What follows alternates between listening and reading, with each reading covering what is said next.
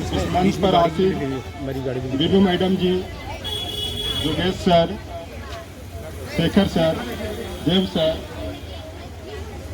Satish sir एवं अन्य आगंतुक एवं मित्रों, यह बहुत सौभाग्य की बात है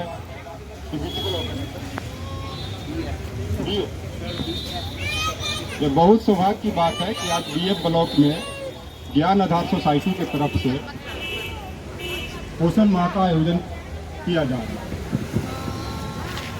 यह माह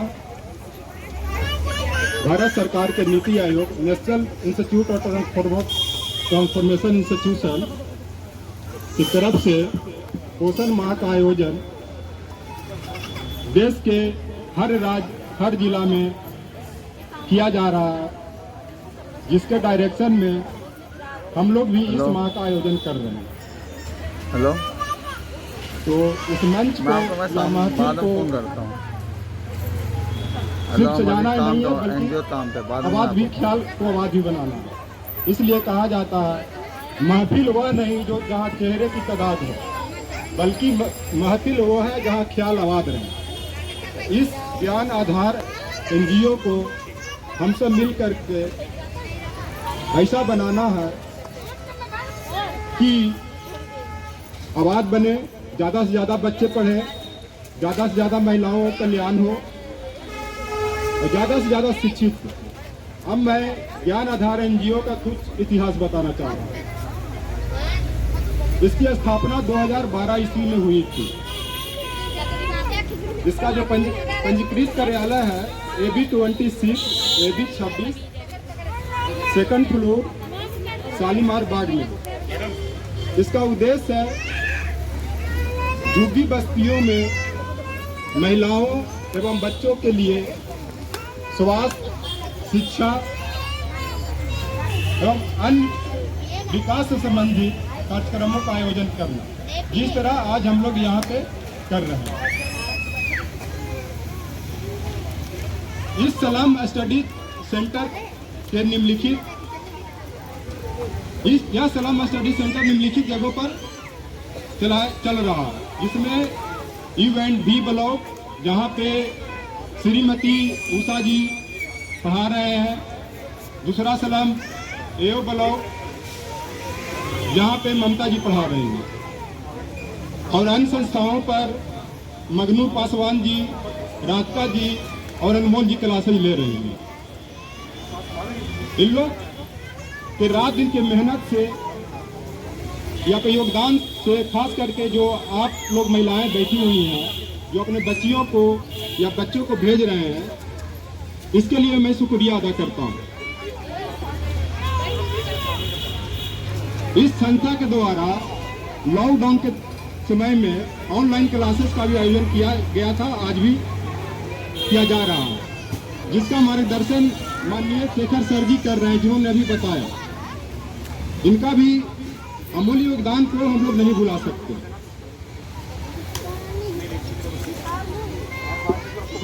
आप लोग से रिक्वेस्ट है कि आप लोग अपनी अपनी जगहों पर बैठे रहेंगे जब तक जगह छोड़ने के लिए ना कहा जाए।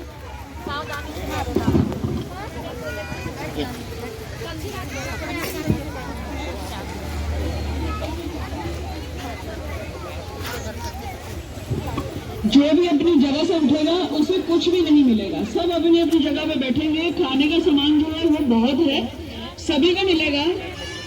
सब बैठे रहेंगे अपनी अपनी जगह पे। जो भी उठेगा उसको कुछ भी नहीं मिलेगा। ये ज्ञान आधार वेलफेयर सोसाइटी सिर्फ एजुकेशन, हेल्थ के लिए कार्य नहीं कर रहा। इस संकटकालीन या आपातकालीन स्थिति में भी ये सहयोग के लिए तत्पर रहते हैं। जैसे मान लिया जाए कहीं झुग्गी बस्ती में आग लग जाती है, तो वहाँ के विस्थापित लोगों या जगह छोड़ने वाले लोगों के लिए हम लोग पुनः उसकी पुनर्स्थापना की बात करते हैं और जितना हम लोग से बनता है वो सहयोग करते हैं। इस सोसाइटी के द्वारा समय समय पर वर्कशॉप का भी, जिसको कार्यशाला कहते हैं, कार्यशाला उसे कहते हैं जहाँ पे कार्य के लिए प्रशिक्षण दिया जाता है या कुछ करने के लिए प्रशिक्षण दिया जाता है। जैसे दिल्ली पुलिस के साथ मिलकर आत्मरक्षा सेल्फ डिफेंस आत्मरक्षा की शिविर लगाया जाता है, जो आपको हैदरपुर में लगाया गया था। वहाँ पे दिल्ली पुलिस के अधिकारी गण भी आए थे, महिलाओं या बच्चियों को अपने आप को कैसे सुरक्षित बनाना। दूसरा कार्य इसके द्वारा ग्रुप टच एवं बैक टच ग्रुप टच और बैक टच क्या, सुनिए इधर ध्यान से बात सुने।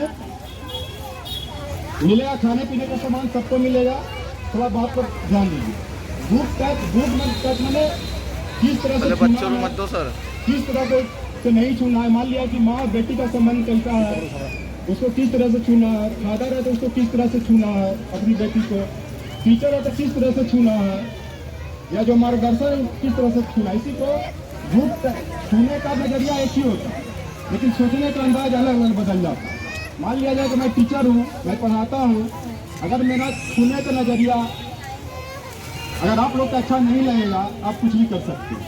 टच एक ही है, छूना एक ही है, लेकिन उसको अलग अलग नजरिए से देखा जाता है। तो आदमी का नजरिया नहीं बदलना चाहिए, उसको आदमी के हिसाब से उसको व्यवहार करना चाहिए। तो टीचर पढ़ा रहा है तो पढ़ाते पढ़ाते मान लिया जाए कि उसको कुछ समझाने के समय में कुछ उसको टच भी करता है, उसको ध्यान में रखना है कि किस तरह से इसी को ग्रुप टच और बैक टच करते हैं। अच्छा छूना, खराब छूना। एक हमारे इस ज्ञान आधार सोसाइटी के सबसे धुरंधर सदस्य मनोज जी हैं, जिनको दिल्ली गवर्नमेंट की तरफ से फरिश्ते अवार्ड से नवाजा गया। फरिश्ते अवार्ड पुरस्कार क्यों दिया जाता है, अगर आप लोगों को पता नहीं तो मैं बता देता हूँ। जब दिल्ली में सड़क दुर्घटना में कोई व्यक्ति घायल होता है और उसको जब कोई व्यक्ति हॉस्पिटल पहुंचाता है तो उसके लिए फरिश्ते अवार्ड का आयोजन किया जाता है। फरिश्ता किसे कहते हैं, यह मुस्लिम धर्म ग्रंथ से लिया गया है कि फरिश्ता उसे कहते हैं जो अल्लाह का प्रतिनिधि है, जो अल्लाह का आज्ञा का पालन करता है, जो लोक कल्याणकारी कार्य करता है, जो दूसरे की भलाई करता है, जो दूसरे के सुख दुख में खड़ा रहता है। तो इस एनजीओ से जुड़े हुए सभी लोग फरिश्ते हैं, जिनको जहाँ जो कर रहा है, जो एजुकेशन दे रहा है, जो हेल्थ का के लिए सहयोग कर रहा है, जो डोनेट कर रहा है, कपड़ा जो भी जैसे सहयोग, आप लोग भी फरिश्ते हैं, जो आप लोग अपने बच्चियों को या बच्चों को पढ़ाने के लिए यहाँ इस सभा को या कार्यक्रम को सफल बनाने के लिए सहयोग कर रहे हैं। तो जो ईश्वर का आज्ञा का पालन करता है या करवाता है, उसको फरिश्ते कहते हैं। हमारे मनोज जी, ये जो आप लोग सब जानते हैं, इनको दिल्ली सरकार की ओर से 11 बार फरिश्ते अवार्ड दिया गया है। इनके एनजीओ में योगदान को नहीं भुलाया जा सकता। ये बैकबोन है, रीढ़ की हड्डी है, इनके बिना एनजीओ नहीं चल सकता। 24 आवर यहाँ पे ये शामिल रहते हैं। चाहे इनके लिए जोरदार तालियां बजा दीजिए मनोज सर के लिए, और खासकर इनके डायरेक्शन, जीनू मैडम जी के डायरेक्शन और सतीश सर के डायरेक्शन और शेखर सर की डायरेक्शन में ये 24 आवर तैयार रहते हैं। कभी भी फोन कर लीजिए। जिस स्थिति में जब इनकी कोई गलती भी हो जाती है तो इन लोगों के बीच में पब्लिकली माफी मांग लेते हैं। तो फरिश्ते तो हैं ही, उसमें कुछ दो राय नहीं है।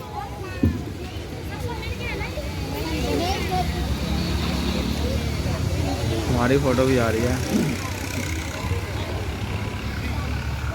ज्ञान आधार वेलफेयर सोसाइटी हर साल गाड़ी नंबर भी आयोजन करते हैं। गाड़ी नंबर भी गवर्नमेंट के साथ वृक्षारोपण समझती है ना, वृक्षारोपण गाड़ी नंबर भी डाल रहा।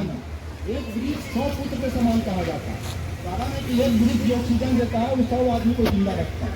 आपको पता होना चाहिए कि वृक्ष दिन में ऑक्सीजन छोड़ता है, रात में कार्बन डाइऑक्साइड को सोखता है। गाड़ी नंबर भी ले भी सहयोग अगर मांगा जाए कि वृक्षारोपण कार्यक्रम चल रहा है तो आप लोग सहयोग करें। जिस तरह से पोषण माह चल रहा है उसी तरह से वृक्षारोपण माह भी चलता है। तो जिस तरह पोषण माह को आप लोग सफल बना रहे हैं, उसी तरह वृक्षारोपण माह को भी सफल बनाना है।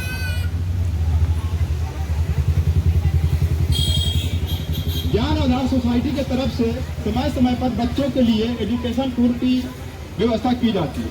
एजुकेशन टूर किसको कहते हैं, इसको समझिए। एजुकेशन टूर उसको कहते हैं कि मान लिया कि इंडिया गेट कहाँ है, लाल किला किसने बनवाया, ठीक।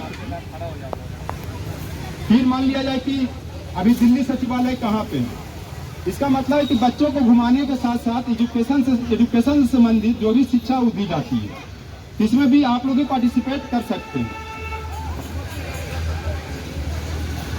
इस सोसाइटी के तरफ से समय समय पर पेंटिंग का भी आयोजन किया। पेंटिंग समझती है ना, कलर करना, चित्र बनाना। जैसे अभी टीचर्स डे पे 5 सितंबर को तरह तरह के स्टूडेंट या जो इस सोसाइटी से जुड़े हुए स्टूडेंट टीचर हैं, अच्छी अच्छी पेंटिंग बनाई है। उसमें आप लोग को भी सहयोग है। जो अपने बच्चों को गाइडलाइन किया तो उन्होंने बहुत अच्छा बनाया।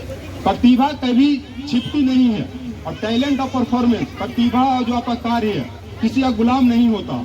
वो कहीं भी जन्म किसी की माँ की कोख से जन्म ले सकता है, बशर्ते कि उसका उस तरह से बनाया जाए। मैं तो सब स्लम में जाता हूँ, देखता हूँ।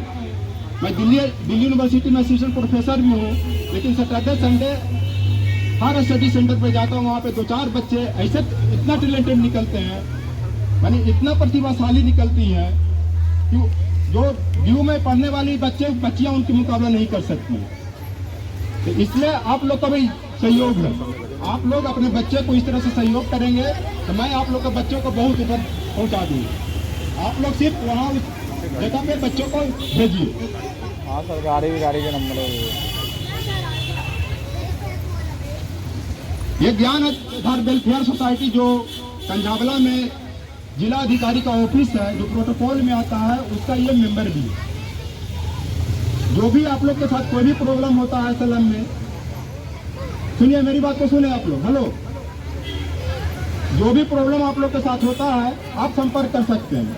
किसी तरह की प्रॉब्लम कोई आपको परेशान कर रहा है या एजुकेशन से संबंधित, बीमारी से संबंधित, बच्चा मान लिया जाए कि ठीक से बोल नहीं पा रहा है, ठीक से सुन नहीं पा रहा है, तो जो भी आपके आसपास जो स्टडी सेंटर चल रहे हैं उनको इन्फॉर्म करें, वो अस्पताल ले जाएंगे। तो फिर उनसे नहीं हो तो हम लोग को इन्फॉर्म करेंगे, हम लोग सहयोग करेंगे। इन्हीं सब बातों से मैं अपनी वाणी को समाप्त करता हूँ। जब भी आप लोग को कोई भी प्रॉब्लम हो, आप किसी भी मेंबर से संपर्क कर सकते हैं और हर जगह मोबाइल नंबर ये सब है, आप संपर्क करें और अपने बच्चे को जितना मैक्सिमम से मैक्सिमम संख्या में स्टडी सेंटर पर भेजें और दूसरे को प्रेरित करें। धन्यवाद।